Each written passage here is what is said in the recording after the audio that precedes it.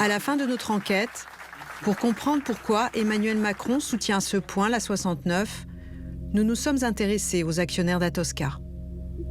Créé en 2021, le consortium est détenu par 4 investisseurs. Quaero Capital, un fonds suisse, NGE Concessions, un groupe de BTP majoritairement détenu par le fonds suisse Montefiore Investment, TIIC, le fonds d'Edmond de Rothschild, et Ascendi, une société d'autoroute détenue à 100% par le fonds Ardian, qui détient en plus 50% de la partie exploitation d'Atoscar. Bien sûr, tous se prétendent irréprochables en matière de lutte contre le réchauffement climatique. Mais ce que nous avons découvert, c'est que 2 des actionnaires de l'A69 étaient très proches de la Macronie, notamment le fonds Edmond de Rothschild. Issu de la même famille que David de Rothschild, dont la banque d'affaires avait fait la fortune d'Emmanuel Macron en lui permettant de gagner plus de 3 millions d'euros entre 2008 et 2012, Edmond de Rothschild a créé son propre fonds européen spécialisé dans le transport. Quant à Ardian, qui est le plus gros fonds d'investissement français avec plus de 150 milliards d'euros d'actifs, il est encore plus lié à Emmanuel Macron.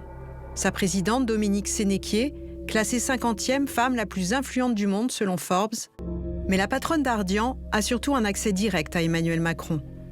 En novembre 2020, lors du sommet annuel One Planet Fonds Souverain, elle était reçue en grande pompe à l'Élysée.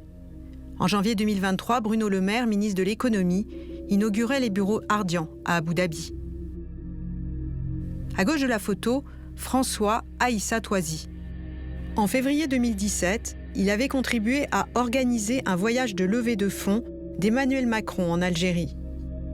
Un troisième dirigeant d'Ardian, Emmanuel Miquel, est encore plus proche du président.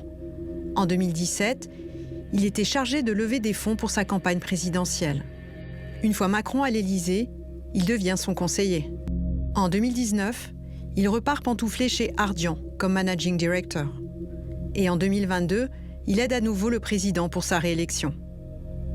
Mais la figure du groupe Ardian, qui a joué le rôle le plus déterminant dans le financement de la carrière politique d'Emmanuel Macron, c'est Pierre Donnersberg. On le voit ici, décoré du grade d'officier de la Légion d'honneur par Emmanuel Macron à Bercy. C'est Pierre Donnersberg, figure du groupe Ardian, qui a permis à Emmanuel Macron de décrocher les 11 millions d'euros de prêts qui ont financé sa conquête de l'Élysée. Est-ce pour envoyer l'ascenseur à ses amis d'Ardian que le président a fait croire que l'A69 s'imposait pour une raison impérative d'intérêt public majeur et qu'il met depuis des années ses gendarmes, ses préfets et son gouvernement au service de leur très contesté A69 ?